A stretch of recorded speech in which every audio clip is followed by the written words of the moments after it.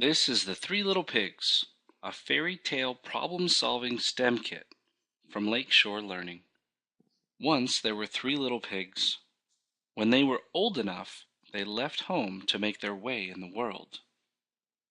The first little pig built his house from straw. A wolf walked by and laughed at the house. "A house made of straw is not very strong." The wolf blew the house down with one big puff, and the little pig ran away.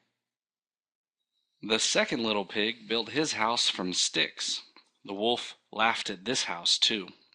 "A house made of sticks is not very strong." The wolf blew the house down with two big puffs, and the little pig ran away. The third little pig built his house from bricks. The wolf did not laugh at this house. "A house made of bricks is strong."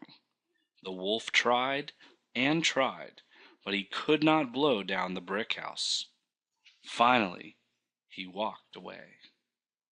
The first and second little pigs ran to the brick house to live with their brother, but the house was too small. Here's your challenge. Can you build a house that will hold all three pigs without blowing down?